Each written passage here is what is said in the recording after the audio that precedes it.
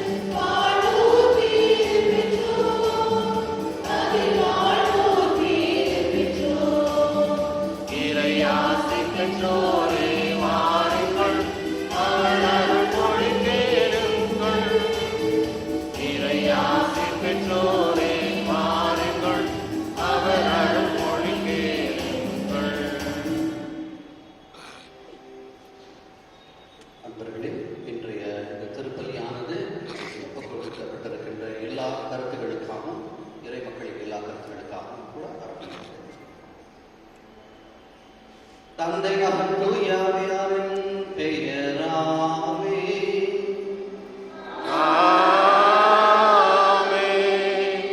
நம் ஆண்டவராகிய இயேசு கிறிஸ்துவின் அருளும் கடவுளின் அன்பும் தூய ஆவியாரின் தோழமையும் உங்கள் அனைவரோடும் இருப்பதாக.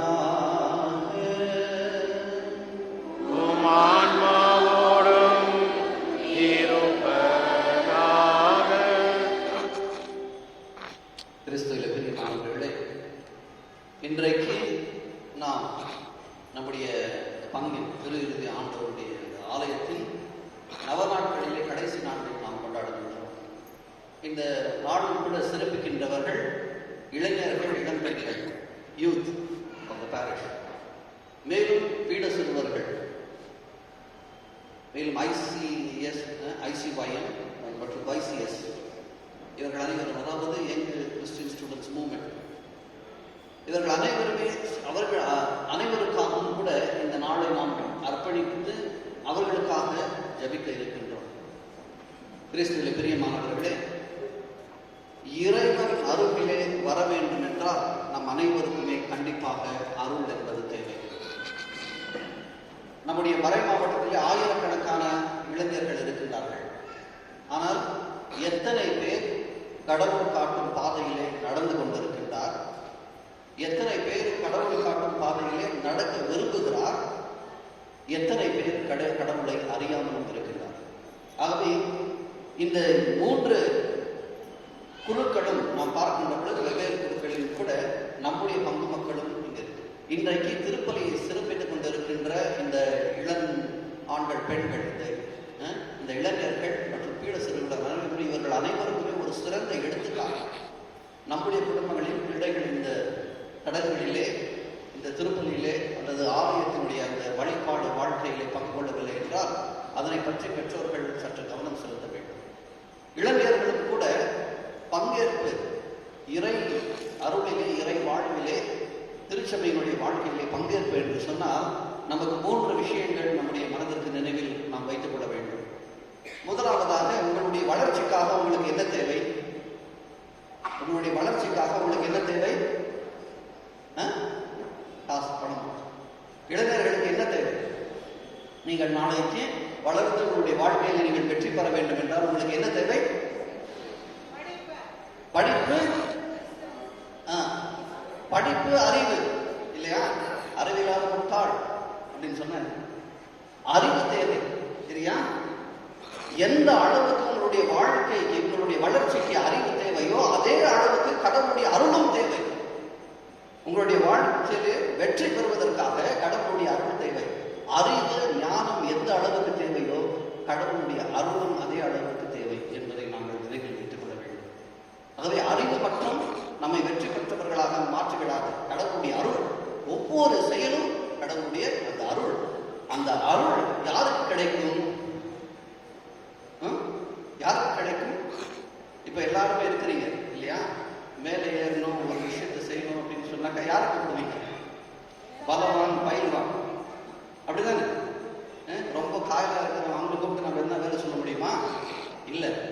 பலவான்கள் தேவை, பலம் தேவை, இல்லையா? உடலில் உடல் பலம், இதுதான் நம் அனைவருக்கும் தேவை.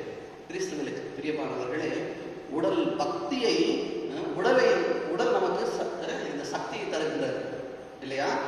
அந்த உடலின் சக்தியை விட நம்மோடு துணையாக இருப்பது இறை பக்தி. கடவுள் மீது நாம் வைக்கின்ற அந்த பக்தி சக்தியை நம்பி வாழ்கின்றவர்கள் சோர்ந்து போவார்கள். ஆனால் பக்தியோடு இறைவனில் நம்பி வாழ்கின்றவர்கள் எப்பொழுதுமே வளர்ச்சி அடைவார்கள். இது தேவை. நம்முடைய உடலின் சக்தி நம்மை கைவிட்டுவிடும், ஆனால் இறை பக்தி என்றைக்குமே நம்மை கைவிட்டுவிடாது. இது அனைத்தும் கொண்டவர்களாக நாம் வாழ்ந்தால் அன்பில்லை என்றால் எந்த விதமான பயனும் இல்லை. கடவுளுடைய இதயத்திலே எப்படி எல்லோருக்கும் அன்பு இருக்கிறதோ அதே போலவே உங்களுடைய உள்ளங்களிலும் அந்த இதயத்தை பார்த்து பெற்றோர்களுக்கு மதிப்பும் மரியாதையும் இருக்க வேண்டும். இன்றைய இளைஞர்கள் அவர்களை பார்த்தால் பயமாகிறது. ஏன்? பெற்றோர்களை போய் கேட்கணும், என்ன அப்படின்னா பதிலுக்கு பதில் பேசுறாங்க, அப்படித்தானே? டீச்சர்ஸுக்கு பாடம் சொல்லிக் கொடுக்கணும்னா பயம். சிறுவர்கள், இளைஞர்கள், இப்படிப்பட்ட இளைஞர்களாக நாம் இருக்க வேண்டுமா? இளைஞர்கள் என்பது பயமும் அதிர்ச்சியும் வெறியும் கொண்டவர்களாக இருக்கக்கூடாது, ஆழ்ச்சியும் அன்பும் கொண்டவர்களாக இருக்க வேண்டும். இதுதான் கடவுளிடமிருந்து நாம் கற்றுக்கொள்கிறோம் இல்லையா? ஆகவே உங்களுக்காக ஜபிக்கின்ற இந்த நாளிலே இந்த 3 வரங்களுக்காக வேண்டுகிறேன். எந்த அளவுக்கு எனக்கு அறிவு தருகின்றாயோ அதே அளவுக்கு அதை விட அதிகமாக கடவுளை எனக்கு அருளை தாரும். எந்த அளவுக்கு உடலின் சக்தியையும் வலிமையும் தாருகின்றாயோ அதை போலவே எனக்கு இறை பக்தியும் இறை பற்றும் தாரும்.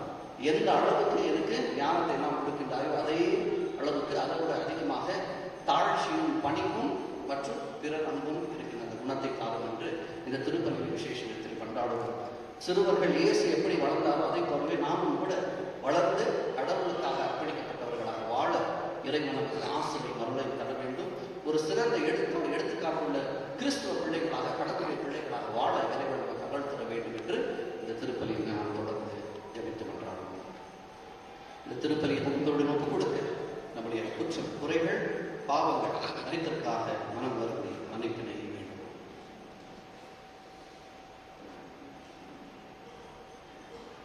எல்லாம் வல்ல இறைவனிடமும் சகோதர சகோதரின் மூலமும் நான் பாவியனை ஏற்று வருகின்றேன்.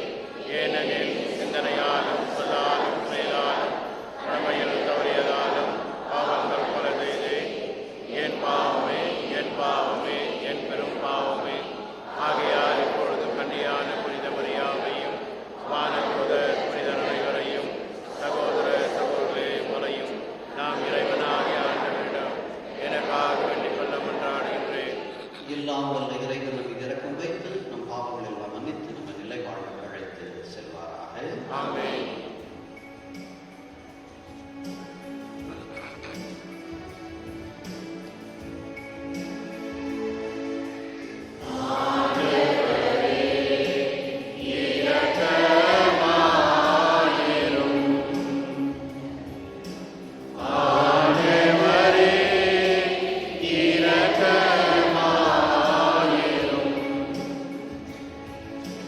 Cristo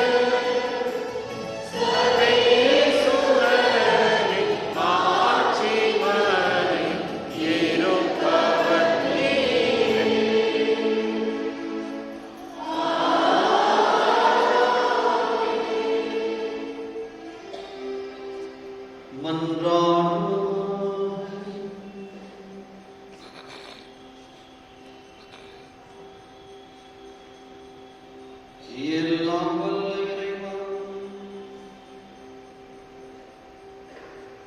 அன்பார்ந்த திருமகனின் இதயத்தை எண்ணி பெருமை கொள்ளும் நாங்கள் தம் அன்பினால் அவர் எங்களுக்கு புரிந்து வருகின்ற வியத்தக நன்மைகளை நினைவு கூறுகின்றோம். இவ்வாறு விண்ணக குறைகளில் ஊற்றாகிய இத்திரு இதயத்திலிருந்து ஓங்கி வழியும் அருளை நாங்கள் பெற்றுக்கொள்ள தகுதி பெற செய்வீராக.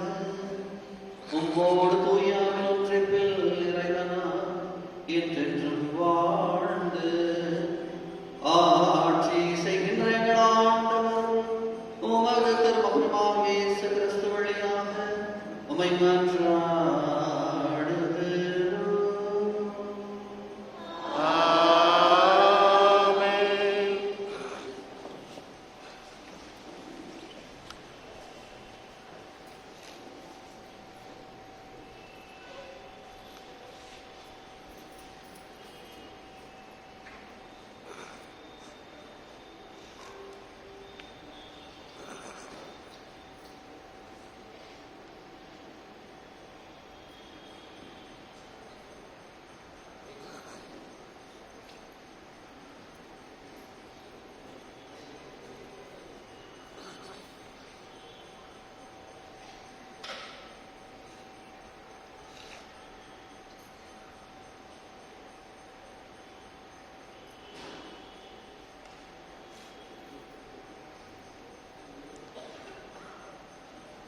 முதல் வாசகம்.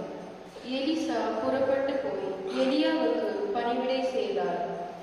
அரசர்கள் முதல் நூலிலிருந்து வாசகம்.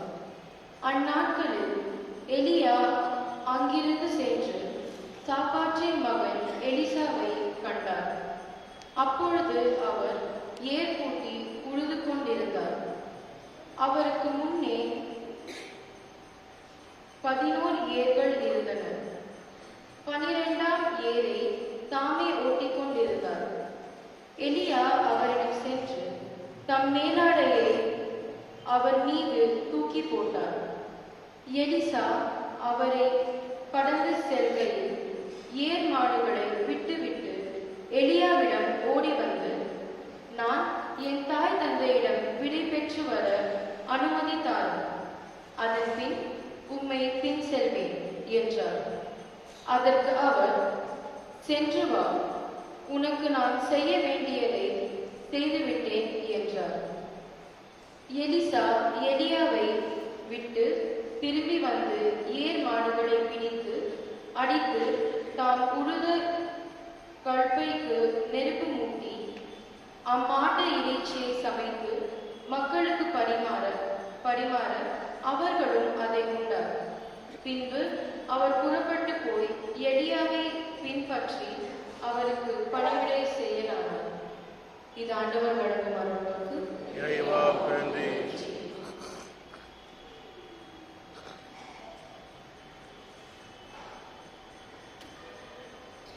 பதிலுரை பாடல் பல்லவி. ஆண்டவர் தாமே என் உரிமை சொத்து. ஆண்டவர் தாமே என் உரிமை சொத்து.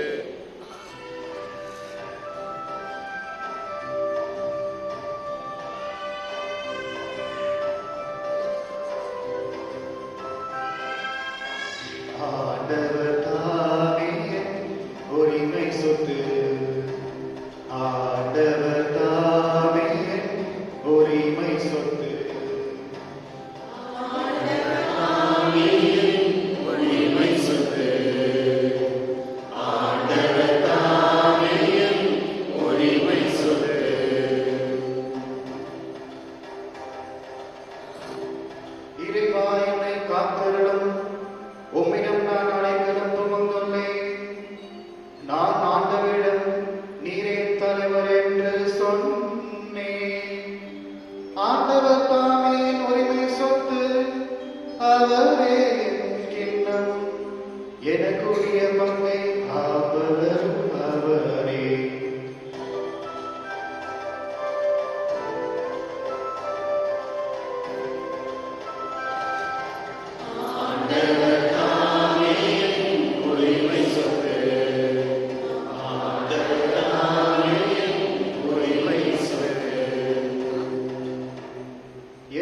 அறிவுரை வழங்கும் ஆண்டவரை போற்றுகின்றேன்.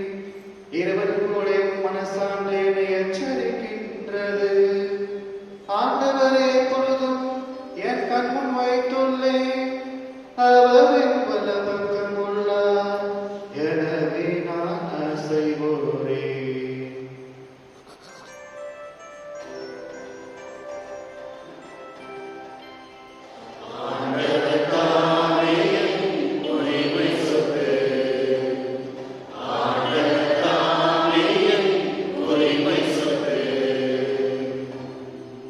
என் இதயம் மக்களிக்கின்றது, என் உள்ளம் மகிழ்ந்து தொழுகின்றது. என் உடலும் பாதுகாப்பில் நிலைத்திருக்கும். ஏனெனில் என்னை பாதாளத்திலும் ஒப்புவிக்க மாட்டீர். உம் அன்பரை படுகொலியில் காணவிட மாட்டீர்.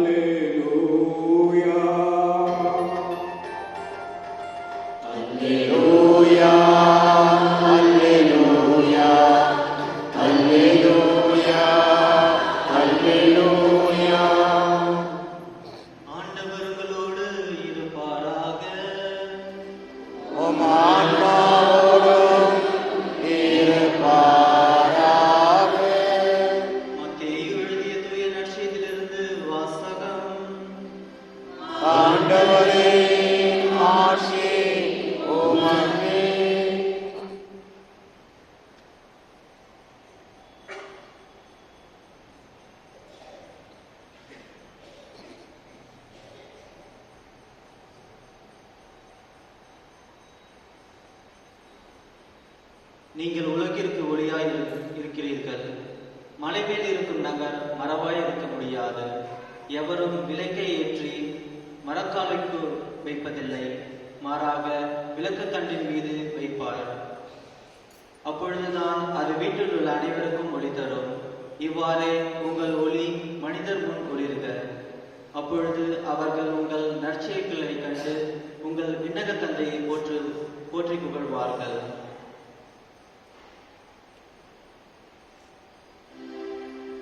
இது கிறிஸ்து வழங்கும் நற்செய்தி.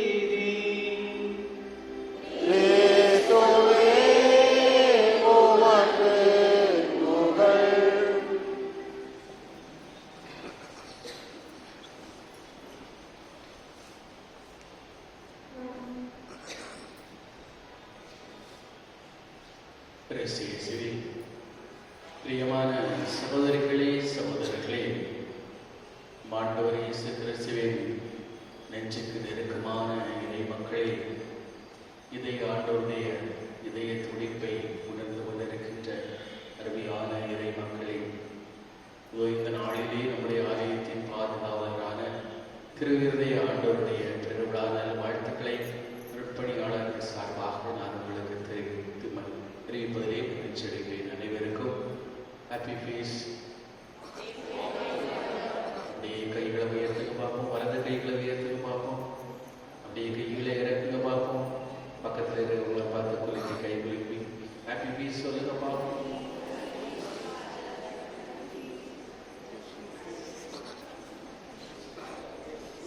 Praise the Lord. Hallelujah. Hallelujah. இயேசுவே ஸ்தோத்திரம். இயேசுவே நன்றி.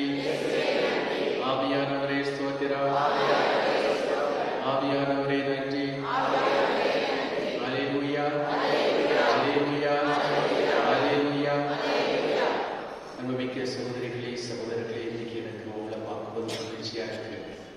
காரணம் என்ன தெரியுமா? இளமை துடிப்போடு இன்றைய திருப்பலியை சிறப்பிக்கின்ற பீடப்போக்கள், இளம் கிறிஸ்தவ மாணவர்கள், இளைஞர் இயக்கத்தை சார்ந்தவர்கள், இந்த அருமையான பிள்ளைகளுக்கு கருவில் தட்டி ஆண்டவரை மாற்றி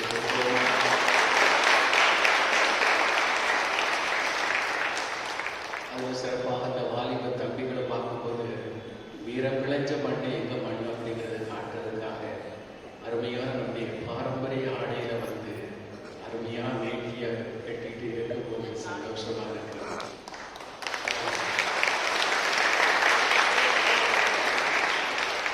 அந்த முறையிலே நம்முடைய திருத்தந்தை பிரான்சிஸ் அவர்கள் சொல்வார்கள், youth are the heart of the church. திருச்சபையுடைய இதயமாக இருப்பவர்கள் யாரு? இளைஞர்கள். இளைஞர்களை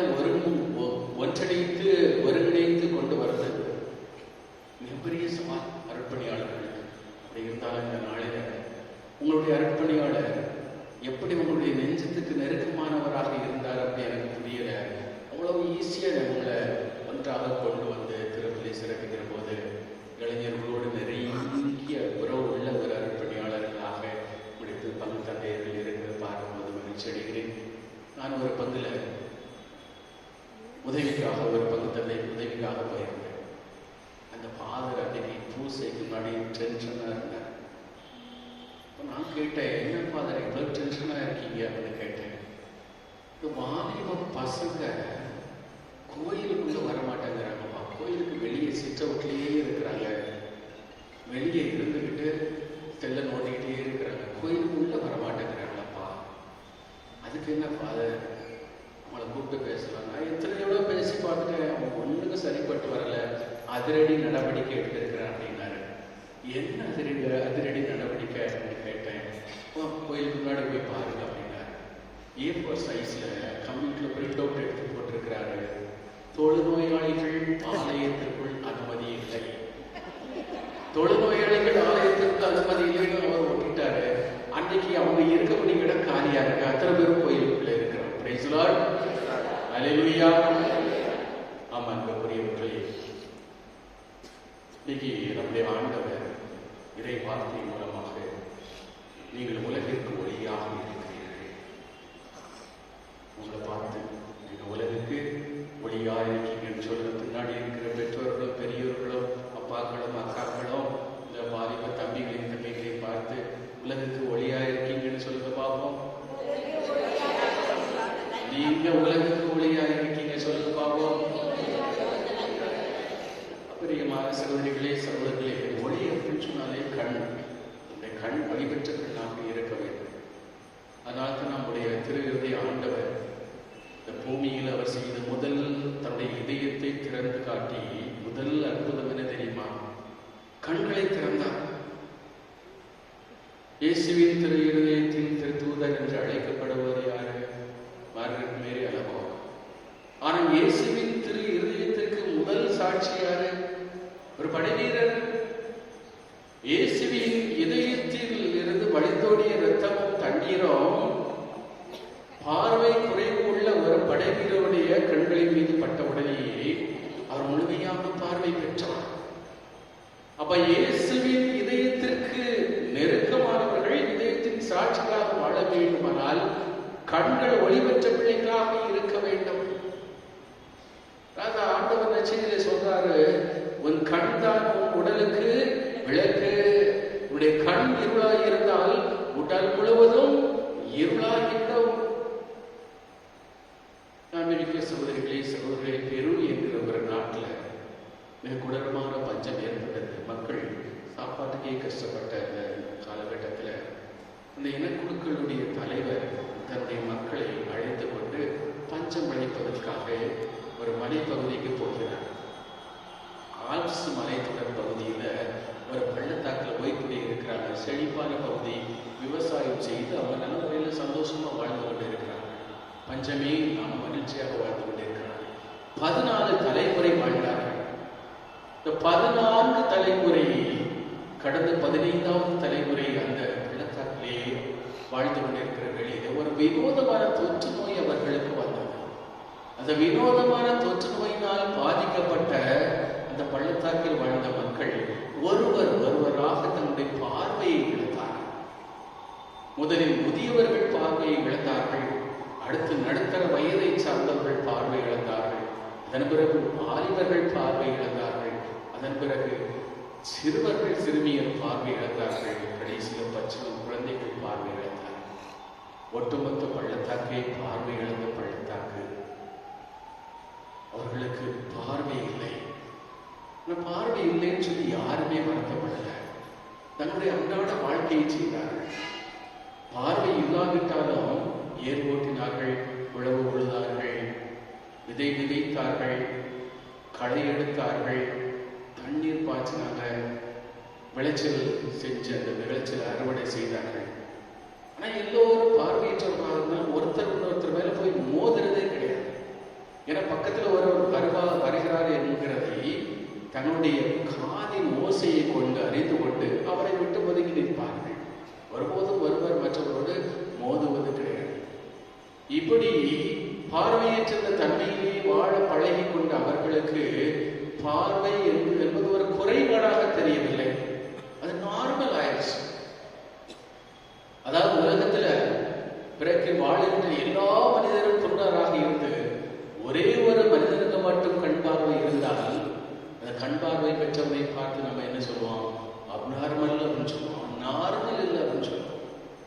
அதே மாதிரிதான் அந்த பள்ளத்தாக்கில் வாழ்ந்த மக்கள் நார்மலான வாழ்க்கை வாழ்ந்தார்கள். சாதாரணமான ஒரு வாழ்க்கையை எதேச்சையாக வாழ்ந்து கொண்டே இருந்தார்கள். நான் அவர்களுக்கு ஒரு பழக்கம் என்னன்னு சொன்னா, இரவு வேளையிலே அவர்களுடைய தொழிலை செய்வார்கள். பகல் வேளையிலே சூரியனுடைய ஒளி அவர்களுடைய மேலப்படுகிற வேளையிலே அவர்கள் தூங்குவார்கள். ஏன்னா ஒளி இருந்தாலும் ஒளி இல்லாட்டாலும் அவர்களால் வேலை செய்ய முடியும். நமக்கு ஒளி இருந்தால் தான் வேலை செய்ய முடியும். இருட்டிலே வேலை செய்து பழக்கப்பட்ட அவர்களுக்கு வெளிச்சமான அந்த சூரிய வெளிச்ச வேலை பகல் வேளையிலே தூங்கினார்கள். பகல் முழுவதும் தூங்குவார்கள், இரவு முழுவதும் உழைப்பார்கள். பள்ளிக்கூடங்கள் இருந்தன, வாலிபர்கள் விளையாடினார்கள். இப்படி இருக்கிற ஒரு சூழலில் ஒரு வழிபோக்கர் ஒரு நாள் அந்த வழி தவறி போய் அந்த பள்ளத்தாக்கிற்கு வந்து விடுகிறார். வழிபோக்கர் அந்த பள்ளத்தாக்கில் வந்த உடனே பார்க்கிறார், எல்லோருமே பார்வையற்றவர்களாக இருக்கிறார்கள். ஆனா இவர் மட்டும் பார்வையுடையவராக இருக்கின்ற காரணத்தினால் வழிபோக்கருக்கு ஒரு ஆசை வந்தது, இந்த மக்களுக்கு நான் அரசனாகணும், இந்த மக்களுக்கு நான் அரசனாகி இந்த மக்கள் கண் பார்வை பெறுவதற்கு எல்லா ஏற்பாடு செய்யணும். என்னுடைய நகரத்தில் உள்ள நல்ல மருத்துவர்களை கொண்டு வந்து அத்தனை பேருடைய கண்களை அறுவை சிகிச்சை செய்து இவர்களுக்கு கண் பார்வை கொண்டு வர ஏற்பாடு செய்யணும்னு ஆசைப்பட்டார். அந்த மக்கள் இவரை ஏற்றுக்கொள்ளவில்லை. இவரை எதிரியாக பார்த்தார்கள். காரணம் என்னவென்றால், இந்த மக்கள்கிட்ட போய் இந்த வழிபோக்க சொல்கிறார், என்ன மாதிரி நீங்க கண் பார்வை உடையவர்களாக இருந்தால் அழகான மரங்களை பார்க்கலாம், அழகான உலகத்தை பார்க்கலாம், அழகான பூக்களை பார்த்து ரசிக்கலாம், இயற்கையை ரசிக்கலாம். உங்களால உங்களுக்கு கொடுத்து வைக்கலையே, உங்களால் ரசிக்க முடியலையே. அந்த மக்கள் சொன்னாங்க, அப்படி நாங்கள் ரசிக்க வேண்டிய அவசியம் இல்லையே, ரசிக்கிறதுனால எங்களுக்கு என்ன பயன், நீ ரசிக்கிறதுல உனக்கு என்ன பயன் சொல்லிட்டு இவர்களுடைய வாக்குவாதம் நடைபெறுகிற வெளியிலே இந்த மக்களோட அவராக ஒத்து போக முடியாத ஒரு சூழ்நிலை இருந்தது. அப்ப இவர்கள் இனக்குழுக்களுடைய தலைவர்கள் சொல்லுகிறார்கள், இந்த மனிதன் பார்வையுள்ள மனிதன் அப்நார்மலா இருக்கான், நம்மள மாதிரி சிந்திக்க மாட்டேங்கிறான், நம்மள மாதிரி பேச மாட்டேங்கிறான், வாய்க்குவது மாதிரி பிதற்றுகிறான், பைத்தியக்கார மாதிரி பிதற்றுகிறான், ஒளி அப்படி இருக்கும் அப்படி இருக்கும் இப்படி இருக்கலாம் சொல்லிட்டே இருக்கிறான். நான் இவன் நார்மலா ஆகணும்னு சொன்னான், நம்மள மாதிரி இவன் பார்வையற்றவனாக ஆனால் தான் இவன் நார்மலா ஆக முடியும், நம்மளோட சொசைட்டியில வாழ முடியும். இதுக்கு இடையில அந்த வழிபோக்கர் அந்த பள்ளத்தாக்கில் உள்ள ஒரு வாலிப பிள்ளையை காதலித்திருக்கிறார். அந்த பிள்ளையை திருமணம் செய்ய வேண்டும் என்று ஆசைப்படுகிற வேளையிலே அந்த பிள்ளை இந்த வழிபோக்கர்கிட்ட சொல்லுவாங்க, என்னை திருமணம் செய்து கொள்ளணும்னா இனக்குழுக்களுடைய அனுமதி இல்லாமல் திருமணம் செய்ய முடியாது, அனுமதி வாங்கிட்டு வரேன்னு சொல்லிட்டு இந்த பிள்ளை போகுது. இனக்குழுக்களுடைய தலைவர் சொல்றாரு, அம்மா அவங்களோட நீ திருமண வாழ்க்கை வாழ்வது தப்பே இல்லை, ஆனா ஒன்னே ஒண்ணு, அவன்கிட்ட ஒரு குறைபாடு இருக்கு. என்ன குறைபாடு? ஒரு பார்வை குறைபாடு இருக்கு. நம்மள மாதிரி அவன் பார்வையற்றவனாக இல்லை, நம்மள மாதிரி அவன் ஒரு குருடன் ஆயிட்டான்னா உனக்கு ஈஸி, அவன் கூட வாழ்றது ஈஸி, ஒத்து போகிறது ஈஸி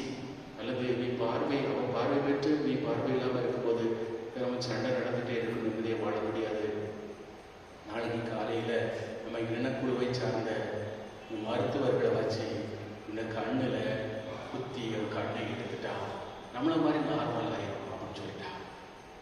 ஓடி போய் இந்த பொண்ணு அந்த பையன் போய் சொல்லிக்கிற போது அவன் குருடனாகிறதா, பார்வை இழக்கிறதா, இவளை கல்யாணம் பண்ணிக்கிறதா, அல்லது பார்வையை பற்றி இவளை கல்யாணம் பண்ணாமல் இருக்கிறதா தத்தளிக்கிறான். என்ன முடிவு எடுக்கிறேன்னு தெரியாம அவன் திணறுகிறான். இந்த கதை அதோட முடியுது. ஏன்னா இதோட முடிவு உங்களுடைய கையில் இருக்கு. பெரியவர்கள் சொல்வார்கள் அவன் பார்வையை இழக்கக்கூடாது அப்படின்னு சொல்வார்கள். வாலிபர்கள் சொல்வார்கள் ஐயோ அந்த பொண்ணுக்கு அவன் நம்பிக்கை துரோகம் பண்ணக்கூடாது, அந்த பொண்ணை ஏமாற்றக்கூடாது, கல்யாணம் பண்ணிக்கிடுவேன்னு சொல்லி வாக்குறுதி பேர கொடுத்துட்டான், ஆனால் கண்டிப்பா அவன் கண்களை இழந்துடணும்னு சொல்லி வாலிபர்கள் சொல்வார்கள். இந்த கதைக்கு முடிவு ஒரு புரியாத புதிராக இருந்தாலும் பார்வையற்ற ஒரு சமூகத்தில் பார்வை பெற்ற ஒரு மனிதர் இருந்தால் அவர் அப்நார்மல். ஆண்டவர் இயேசு கிறிஸ்து நற்செய்தியில சொல்கிறார், நீங்கள் உலகத்திற்கு ஒளியாக இருக்கிறீர்கள். மலை மேல் உள்ள பட்டணம் மறைவாய் இருக்க முடியாது. மலை மேல் உள்ள பட்டணம் மறைவாய் இருக்க முடியாது. தென் தமிழகத்துல கடற்கரை ஓரத்தில் ஒரு கடற்கரை கிராமத்துல பாரம்பரியத்தில் உள்ள ஒரு கதையை சொல்லுவார்கள். பல நூற்றாண்டுகளுக்கு முன்பாக மீனவர் ஒருவர் கடலுக்கு மீன் பிடிக்க செல்கிறார். எல்லா மீனவர்களோடும் மீன் பிடிக்க போயிட்டு சாயங்கால வேளையில மீனவர்கள் வீடு திரும்புவது வழக்கம். இப்ப எல்லா மீனவர்களும் வீடு திரும்பி விட்டார்கள். ஆனால் ஒரு மீனவர் மட்டும் அன்னைக்கு வீடு திரும்பல. அந்த மீனவருடைய மனைவி கடற்கரை ஓரத்தில் நின்றுகிட்டு கணவர் வருவாரா பார்த்துட்டே இருக்கிறார். கடற்கரை ஓரத்தில் அவருடைய வீடு இருக்கு, ஓலை குடிசை இருக்குது, கை குழந்தை வச்சிருக்கிறார். கை குழந்தைய வச்சுக்கிட்டே இந்த கடற்கரையில கடலுக்கு வரக்கூடிய மீனவர்களை பார்த்து என் கணவரை பார்த்தீங்களா, வரலே பரிதவித்துக் கொண்டே இருக்கிறார். இருட்டி போச்சு, கணவர் வரல. ஒரு வழி செஞ்சான். கணவர் வர்றதுக்கு ஒரே ஒரு வழிதான் இருக்குன்னு சொல்லி ஓலை குடிசையை தீக்குச்சி எடுத்து தீப்பற்ற வைத்து ஓலை குடிசையை எரிச்சு அந்த ஓலை குடிசை தீப்பற்றி எரிகிறது. தீப்பற்றி எரிகிறது. ஒரு சில மணித்துளிகள்ல கணவர் கரை வந்து சேர்ந்து விடுகிறார். இவளுக்கு ஒரே மகிழ்ச்சி, கணவர் வந்துட்டாரே அப்படின்னு சொல்லி. இப்போ கணவரை பார்த்து இவள் கேட்கிறாள், நீங்க எப்படி கரைக்கு வந்து சேர்ந்தீங்க அப்படின்னு சொல்லும்போது, இந்த நெருப்பை பார்த்தேன், இந்த நெருப்பை பார்த்துட்டே நான் கட்டு மரத்துல வந்தேன், கரையை சேர்ந்து விட்டேன். தன்னுடைய கணவருடைய வாழ்க்கையை காப்பாற்றுவதற்காகவும் தன்னுடைய கணவருக்கு தத்தளித்துக் கொடுத்த கணவருக்கு வழிகாட்டுவதற்காகவும் குடியிருந்து கிட்டே அவளை எரித்தாள்.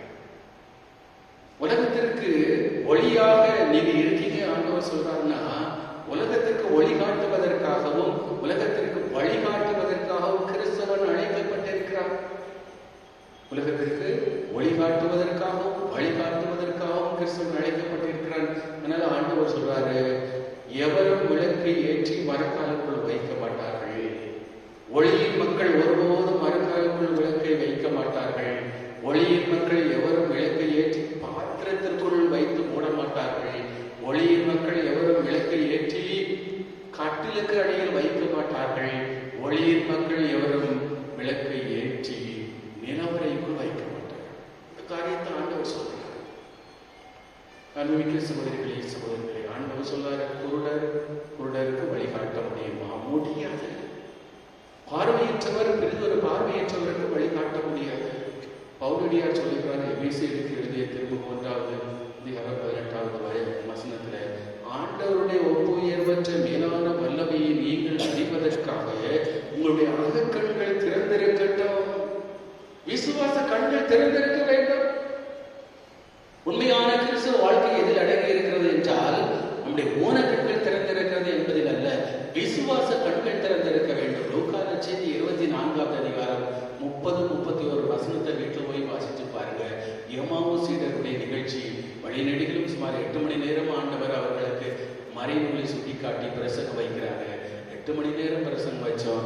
தங்கள் கூட பயணம் செய்வது ஆண்டவர் தான் என்பதை அந்த எம்மாவு சீடர்களால் உணர்ந்து கொள்ள முடியவில்லை.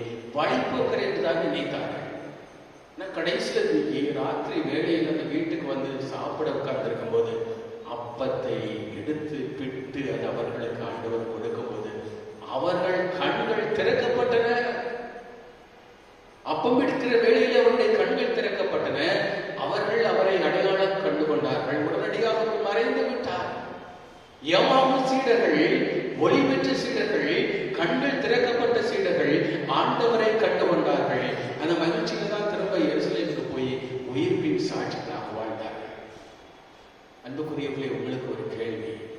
அப்பம் உடைக்கப்படுகிற வேளையிலே அவர்கள் கண்கள் திறக்கப்பட்டது, அடையாளம் கண்டு கொண்டார்கள். அந்த வேளையில் ஆண்டவர் மறைந்து போறார் என்று வேதநூல் சொல்லுகிறது. எங்க போயிட்டாரு? ஆண்டவரை உயிர்த்தாண்டவர் மறைஞ்சு விட்டார். எங்க போயிட்டாரு? உடைக்கப்பட்ட அப்பத்திற்குள்ளே உடலோடும் ஆன்மாவோடும் தெய்வீகத்தோடும் தன்னை மறைத்துக் கொள்கிறார். நற்கருணை பிள்ளையிலே ஆண்டவர் உடலோடும் ஆன்மாவோடும் தெய்வீகத்தோடும் தன்னை மறைத்துக் கொள்கிறார். இந்த நற்கருணை அனுபவம் தான் நமக்கு கண் திறக்கிற அனுபவத்தை தரும். நம்ம சீடருடைய வாழ்க்கையை வச்சு நம்ம பார்க்கும் போது கண்கள் திறக்கப்பட வேண்டும். பிரியமானவர்களே, ஒரு வீட்டுல இறப்பு, இந்த வீட்டில் உள்ளவங்க அழுதுகிட்டே இருந்தாங்க. அழுதுகிட்டே இருக்கும்போது துக்கம் விசாரிக்க வந்த மக்கள் எல்லாம் வெளியில திண்ணையில உட்கார்ந்துருக்காங்க. இப்போ பார்வையற்ற ஒருவர் திண்ணையில உட்கார்ந்து, ஏன் இந்த வீட்டில் உள்ளவங்க அழுகிறாங்க அப்படின்னு கேட்டார். பக்கத்துல இருக்கிறவர் சொல்றாரு, ஐயா, ஒரு பச்சிவன் குழந்தை இறந்து விட்டது அப்படிங்கிறார். இப்போ பார்வையற்றவர் கேட்கிறார், குழந்தை எப்படி இறந்தது அப்படின்னு கேட்கிறார். பால் ஜீரணமாகாம இறந்துருச்சு அப்படிங்கிறாரு. பார்வையற்றவர் கேட்கிறார், பால் எப்படி இருக்கும் அப்படின்னு கேட்கிறாரு. அப்ப பக்கத்துல இருக்கிறவரை, இவருக்கு பால் எப்படி இருக்குன்னு எப்படி காட்டுறது? அதான் பார்வையற்றவராச்சே, சரி பால் வெள்ளையா இருக்கும் அப்படின்னு சொல்றாரு. வெள்ளை எப்படி இருக்கும் அப்படின்னு பார்வையற்றவர் கேட்கிறாரு. பக்கத்துல இருக்கிற ஒரு பொக்கை எடுத்து ஒரு பக்கத்துல நிறுத்தி அந்த பொக்கை தடவை சொல்றாரு. பார்வையற்றவர் பொக்கை தடவுறாரு. தடவை பார்த்துட்டு, இவ்வளவு பெருசு வயிற்றுக்குள்ள போறான், ஜீரணமாகாது அப்படிங்கிற. இதுதான் புரிதல் தன்மை இல்லை, சரியான புரிதல் தன்மை இல்லை. நற்கருணை ஆண்டவரை குறித்த சரியான புரிதல் தன்மை இல்லாத காரணத்தினால் தான் யோவான் 6வது அதிகாரம் 66வது வசனத்துல இதை எங்களால் எப்படி புரிந்து கொள்ள முடியும் சொல்லி இயேசுவின் சீடர்கள் ஒரு பகுதியினர் அன்றி அவரை விட்டு விலகி போனார்கள். அது முதல் அவரோடு ஒன்று சேரவில்லை. ஏன் ஆண்டவர் விட்டு விலகி போனார்கள் தெரியுமா? இது என் தசை, இது என்னுடைய ரத்தம் சொன்னவுடனே அவர்களால் ஏற்றுக்கொள்ள முடியவில்லை. நற்கருணை தான் அவர்களை ஆண்டவர் விட்டு பிரிச்சது அப்படின்னா என்ன அர்த்தம்? ஏற்றுக்கொள்ள முடியவில்லை. உடலோடும் ஆன்மாவோடும் தெய்வீகத்தோடும் ஆண்டவர் உயிருள்ள கடவுளாக நற்கருணை பிரசனமாக இருக்கிறார் என்பதை அவர்களை ஏற்றுக்கொள்ள முடியவில்லை. அதனால தான் இன்றைக்கு கிறிஸ்தவத்தில் 2 விதமான கிறிஸ்தவம் இருக்கிறது.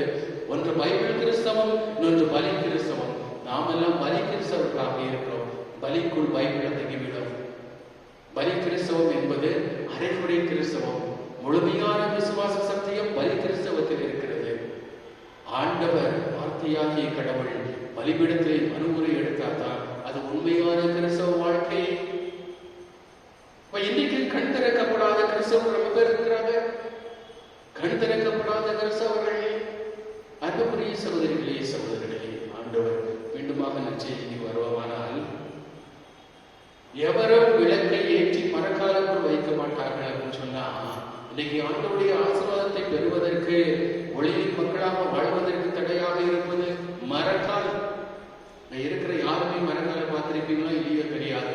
விவசாய குடும்பங்களில் இருந்து வரக்கூடியவர்களுக்கு தெரியும் மரக்கால்னா என்ன. மரக்கால் நம்ம வாலிப பிள்ளைகளை கேட்டார், மரத்துல செய்யப்பட்ட கால் மரக்கால் அப்படின்னு சொல்லிடுவாங்க. அதனாலதான் என்கிட்ட நான் சொல்லப்பா சொல்றாசா நான் கேட்கவே இல்லை. மரக்கால் என்பது தானியத்தை அளப்பதற்கு பயன்படுத்தக்கூடிய ஒரு அளவை. தானியத்தை பயன்படுத்தக்கூடிய இந்த அளவை எதை சுட்டி காட்டுகிறது என்றால் உழைப்பை சுட்டி காட்டுகிறது. இன்னைக்கு சம்பாத்தியம் சம்பாத்தியம் சம்பாத்தியம், உழைக்கணும் உழைக்கணும் உழைக்கணும், பணம் சம்பாதிக்கணும் பணம் சம்பாதிக்கணும் பணம் சம்பாதிக்கணும் சொல்லி அதிலேயே மூழ்கிவிட்டால் நாம் ஒளியின் மக்களாக இருக்க தவறி விடுகிறோம். ஆண்டவருடைய ஒளியை பெற முடியாது. பார்வையற்ற அந்த மனிதனை போல நாம் திரட்டி கொண்டிருப்போம். அன்புக்குரியவர்களே, உழைப்பு ஆண்டவருடைய ஆசீர்வாதத்தை பெறுவதற்கு தடையாக இருக்கும். அடுத்தபடியாக இந்த உழைப்பு என்பதை பழைய ஏற்பாட்டில் ஆகா இறைவாக்கினர் சொல்கிறார் பாருங்க.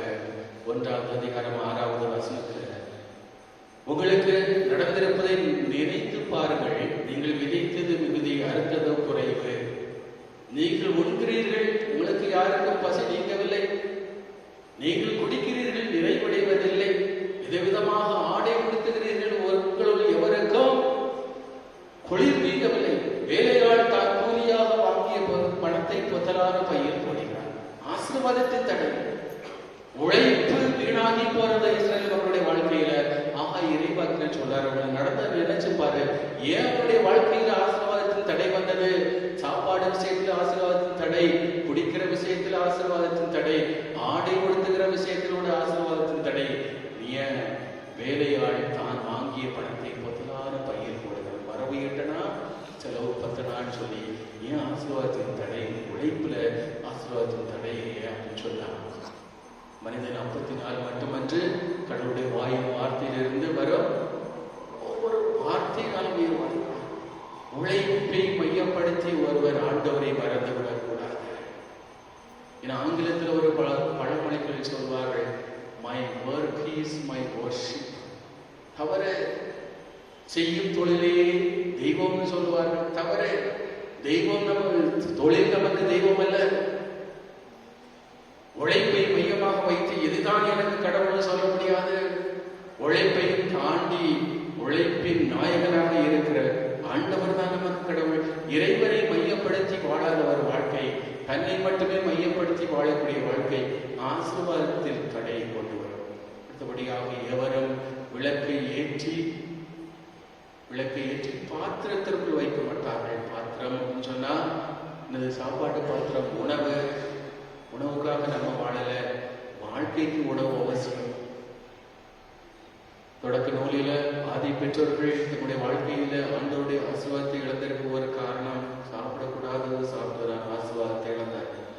ஈசாக்குடைய மகன் ஏசா ஆசீர்வாதத்தை இழந்திருக்க காரணம், அவர் போஜன பிரியராக இருந்தார், உணவு பிரியராக இருந்தார்.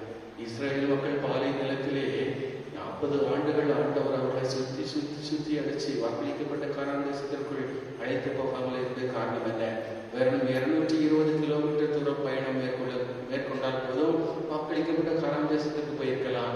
220 கிலோமீட்டரை 40 ஆண்டுகள் அவர்கள் பயணித்தார்கள் அப்படின்னு சொன்னா, ஒரு நாளைக்கு 20 கிலோமீட்டர் போனாலும் கூட பரவாயில்ல, 11 நாளைக்குள்ள போயிருக்கலாம்.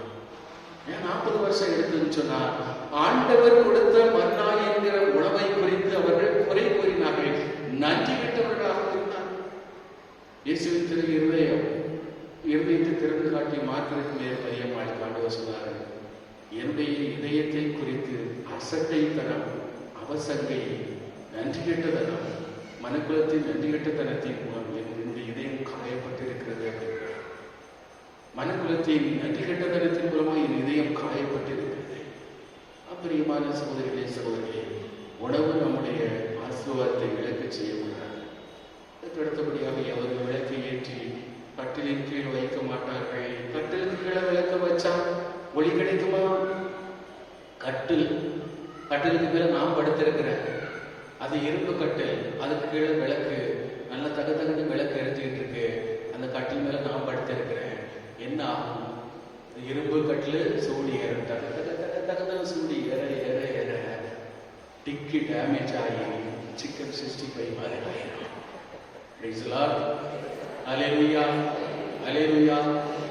அப்ப கட்டில் என்பது உல்லாச வாழ்க்கை, சுகபோக வாழ்க்கை, உலக போக்கிலான வாழ்க்கை, ஆடம்பர வாழ்க்கை. Get out of your comfort zone. இந்த கம்ஃபர்டபுள் வாழ்க்கையிலிருந்து வெளியே வா. அப்பதான் ஒளியின் மகனாக மகளாக வாழ முடியும். ஆண்டவர் சொல்றார், ஒளியின் மகனாக மகளாக வாழ்வதற்கு உலக போக்கில நாம் வாழ முடியாது. உலக சிற்றின்ப சுகபோகத்தில் வாழ்ந்துகிட்டே நான் ஆண்டவருடைய பிள்ளையை சொல்ல முடியாது. உலகத்தை எதிர்த்து நிற்க கற்றுக்கொள்ள வேண்டும். உலக போக்கை தவிர்க்க வேண்டும். உன்னத கடவுளை உற்று நோக்கி பார்க்கணும், கடவுளை ஏறெடுத்து பார்க்கணும். பிரியமானவர்களே, அதனால்தான் ஏசாயா 34:5 சொல்லுகிறார், அவரை ஏறெடுத்து பார்ப்பவர்கள் மகிழ்ச்சியால் அவருடைய முகம் வெளிர்ந்தது. அவர்கள் அவமானத்திற்கு உள்ளாகவில்லை. மேலுமாக எபிரேயர்கள் திருமுகம் 12வது அதிகாரம் 2வது வசனத்தில், நம்பிக்கையை தொடங்கி வழி நடத்துபவர் அதை நிறைவு செய்தவருமான ஆண்டவர் மீது கண்களை பதிய சம்பாத்தியத்தின் மீது இருக்கக்கூடாது. நம்முடைய கண்கள் உலக சிற்றின்ப சுகபோகத்தில் இருக்கக்கூடாது. ஆண்டவர் மீது கண்களை பதிய வைக்க வேண்டும். எவரும் விளக்கை ஏற்றி நிலவரைக்குள் வைக்க மாட்டார். நிலவரை என்றால் நிலத்திற்கு அடியில் இருக்கக்கூடிய அறை, அண்டர் கிரவுண்ட். அண்டர் கிரவுண்ட்ல வைக்கிறது அப்படின்னு சொன்னால் ரகசியம். கிறிஸ்தவர் என்பவர் வெளிப்படையான ஒரு வாழ்க்கை வாழ வேண்டுமே தவிர ரகசிய பாவத்தில் வாழக்கூடாது.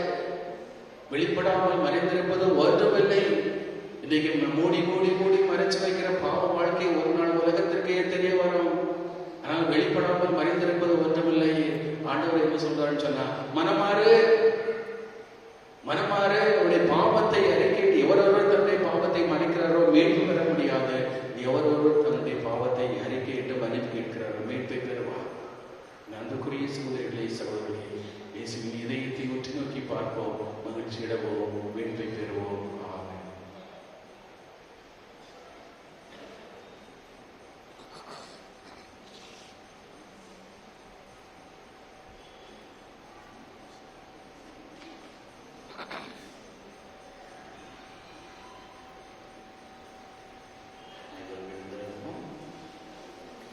அன்பார்ந்த சகோதர சகோதரிகளே,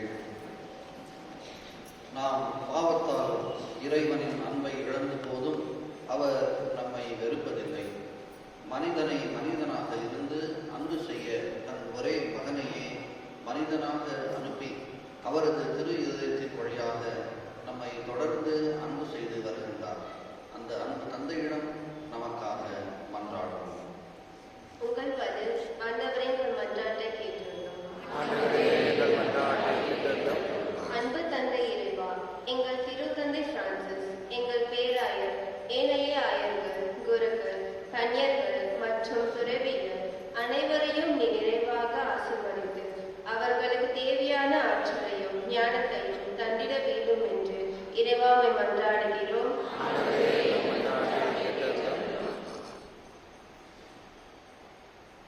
குணமளிக்கும் எம் இறைவா, எங்கள் கண்களிலும் நோயுற்றவர்களை நிறைவாக ஆசீர்வதித்துள்ளோம்.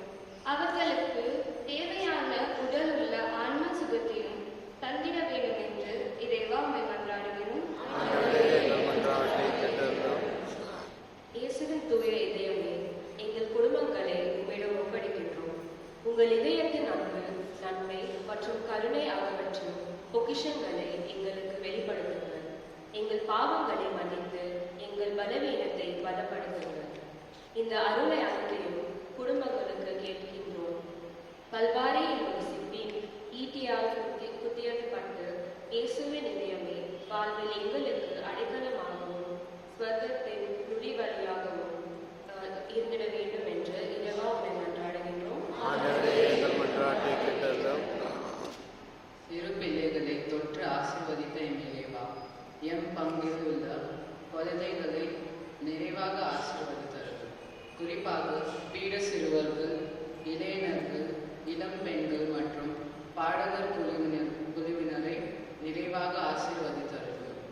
அவர்கள் கல்வியிலும் ஒழுக்கத்திலும் மற்றும் ஞானத்திலும் சிறந்த விளங்கிட இறைவா உம்மை மன்றாடுகிறோம். இயேசுவின் தூய இதயமே, இந்த தலைமுறைக்காகவும் இன்றைய இளைஞர் மற்றும் இளம் பெண்களுக்காகவும் பிரார்த்திக்கின்றோம். அவர்கள் விவிலியம் படிக்கும் போது, வாழ்க்கையின் ஆழமான பிரச்சனைகளை பற்றி விவாதிக்கும் போது உங்கள் நியாயத்தை அவர்களின் மனதில் விதையுங்கள். அவர்களின் திறமைகளுக்கான வாய்ப்புகளும் மற்றும் அருள் ஆசிரியர்களை அவர்களுக்கு தந்தருளும் என்று இறைவா உம்மை மன்றாடுகிறோம். நம்முடைய தனிப்பட்ட தேவைகளுக்காக நம்ம ஜெபிக்கிறோம்.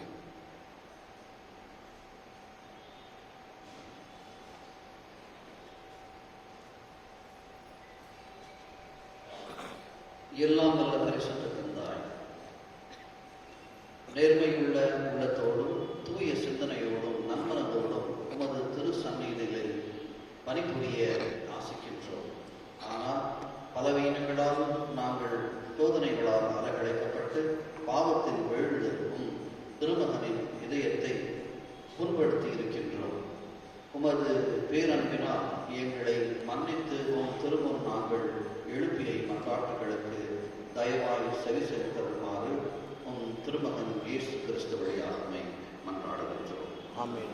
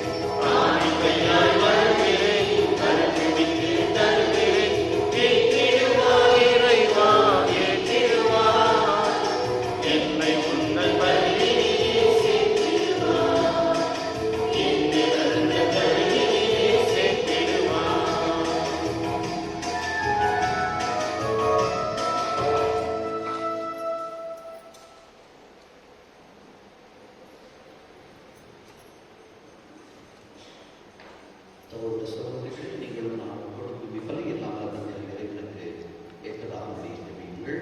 ஆண்டவர் தமது பெயரின் புகழ்ச்சிக்காகவும் ஆட்சிக்காகவும் நமது நன்மைக்காகவும் புனித திரு அவை அனைத்து நலனுக்காகவும் உமது கையிலிருந்து வழியை ஏற்றுக்கொள்வாராக. ஆண்டவரே, அன்பார்ந்த திருமகனுடைய இதயத்தில் சொல்லற்கரிய அன்பை கண்ணோக்கியவர்களும் அதனால் நாங்கள் ஒப்புக் கொடுப்போம். உமக்கு காணிக்கை கொடுக்கின்றனாய் எங்கள் பாவங்களிலிருந்து எங்களுக்கு மன்னிப்பை அருள்வதாக எங்கள் ஆண்டவராகிய கிறிஸ்து வழியாக உம்மை மன்றாடுகிறோம்.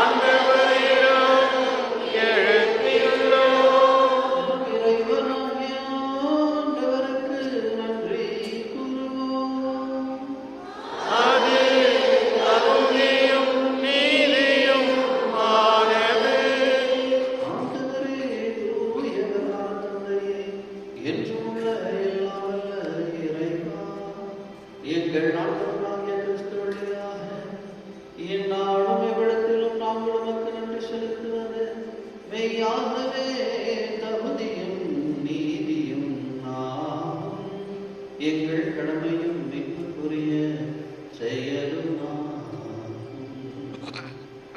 சிலுவையில் உயர்த்தப்பட்ட கிறிஸ்து வியப்புக்குரிய அன்பினால் தம்மையை எமக்காக கையளித்தார். கொத்தி திறக்கப்பட்ட விழாவிலிருந்து ரத்தமும் தண்ணீரும் வழிந்தோட செய்தது. இத்திரு இதயத்தில் திரு அவையின் அருளடையாளங்களை வெளிப்பட்டன. இவ்வாறு மீட்பரின் திறந்த இதயத்திடம் அனைவரும் ஈர்க்க பெறவும் மீட்பு அளிக்கும் ஊற்று வழியிலிருந்து மகிழ்ச்சியுடன் உணர்ந்து கொள்ளவும் செய்தருளினார். ஆகவே புனிதர் அனைவரோடும் மாதத்தினோடும் நாங்கள் உம்மை புகழ்ந்தேத்தி முடிவின்றி பாடுவதாவது.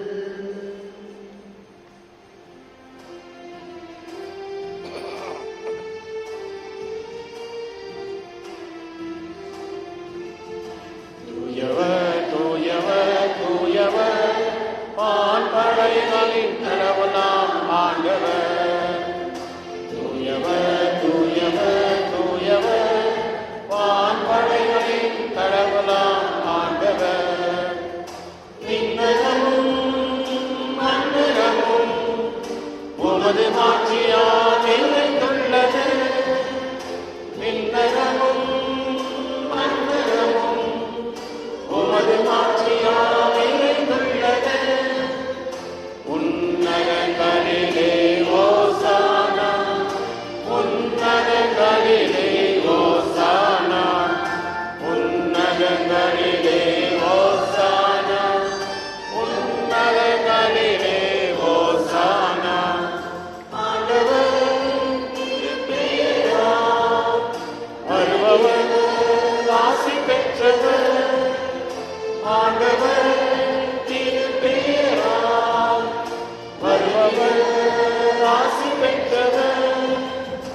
உன்னதங்களிலே ஓசானா, உன்னதங்களிலே ஓசானா, உன்னதங்களிலே ஓசானா, உன்னதங்களிலே ஓசானா. ஆண்டவரே மெய்யாகவே தூயவர், தூய்மையற்ற பூமுற்று. ஆகவே ஆவியர்கள் இக்காணிக்கைகளை தூய்மைப்படுத்தவனை வேண்டுகிறேன்.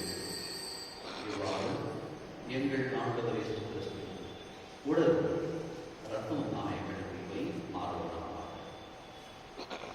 அவர் பாடுபடவுடன் கணிந்து நம்மை கையெழுத்த போது அப்பத்தை எடுத்து நன்றி செலுத்தி அதை பெற்று நம் சிலர்களை அழைத்தவர் கூறியதாகும். அனைவரும் இதிலிருந்து பெற்று உண்ணுங்கள். ஏனெனில் இது உங்களுக்காக கையெழுத்தப்படும் என் உடல்.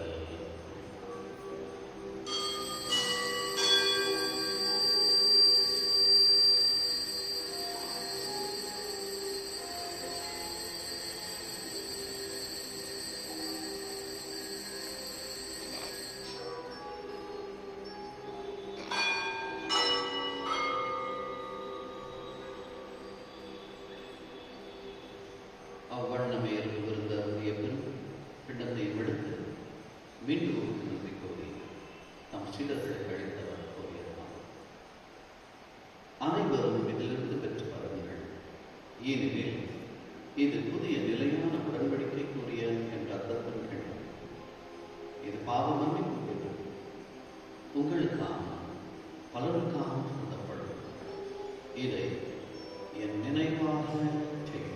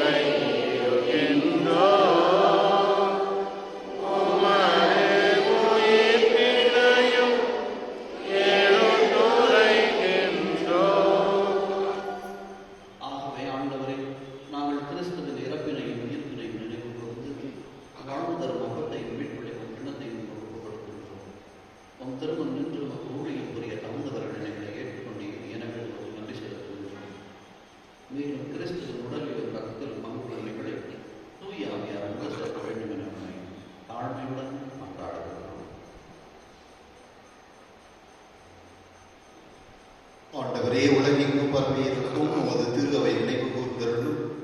எங்கள் திருத்தந்தை பிரான்சிஸ், எங்கள் பேராயர் பீட்டர் மச்சாடு, ஏனைய ஆயர்கள் எல்லா திருநிலையினராக அனைவரோடும் உமது திரு அவையன்பில் நிறைவு பெறச் செய்தருளும்.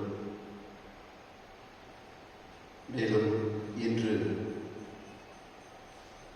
தினவனாரை சிறப்பிக்கின்ற இளம் நெஞ்சங்களை நீர் ஆசீர்வதியும்.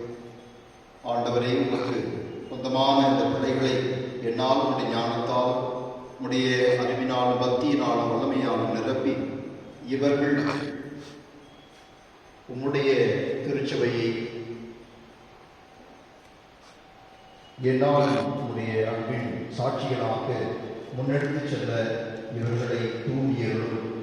ஆவி வல்லமையாக இந்த எங்கள் பங்கின் இளம்பெண்களை நீ ஆசீர்வதியும்.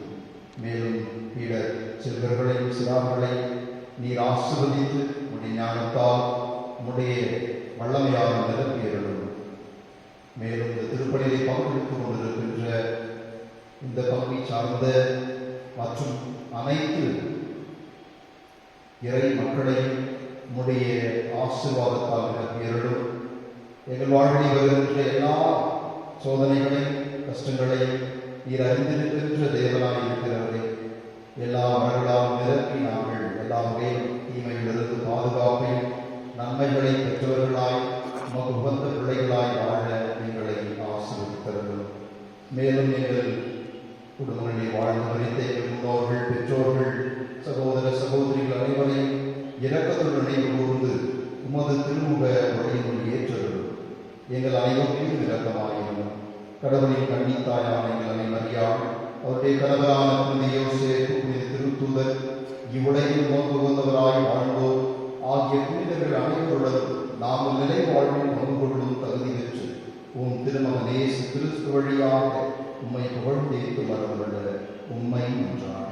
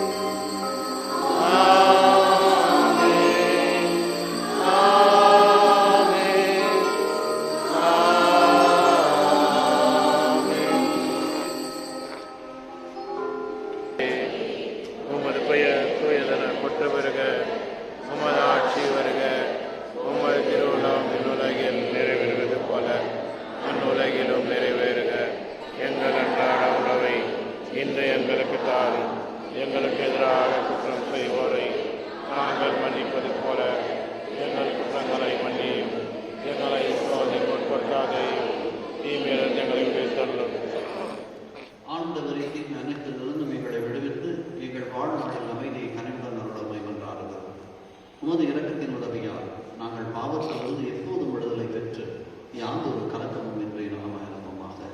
நாங்கள் எதிர்நோக்கி இருக்கும் பேருக்கு வாழ்வுக்காகவும் மீட்பராக இயேசு கிறிஸ்துவின் வருகைக்காகவும் காத்திருக்கின்றோம்.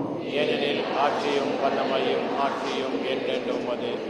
ஆண்டவரை இயேசு கிறிஸ்துவே, அமைதியை உங்களுக்கு விட்டு செல்கிறேன், என் அமைதியை உங்களுக்கு அளிக்கின்றேன் என்றும் திருத்துதர்களுக்கு விளங்குகிறேன். எங்கள் பாவங்களை பாராமல் உமது திரு அவையின் நம்பிக்கையை கண்ணோக்கி உமது திருவுள்ளத்திற்கு ஏற்பதற்கு அமைதியின் அளித்தருள்கிறாக. என்றென்றும் வாழ்ந்து காட்சி செய்கின்றவர் நீரே. ஆமென். ஆண்டவருடைய அமைதி உங்களோடு என்றும் இருப்பதாக. ஆன்மாவோடும் இருப்பதாக. ஒருவருக்கொருவர் அமைதியை பகிர்ந்து கொள்வோம்.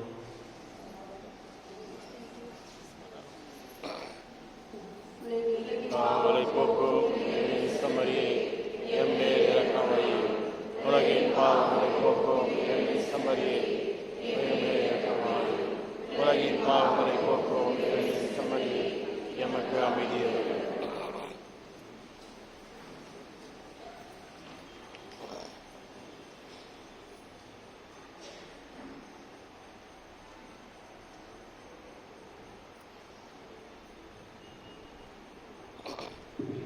இதோ இறைவனின் செம்மறி, இதோ உலகின் பாவங்களை போக்குவர்.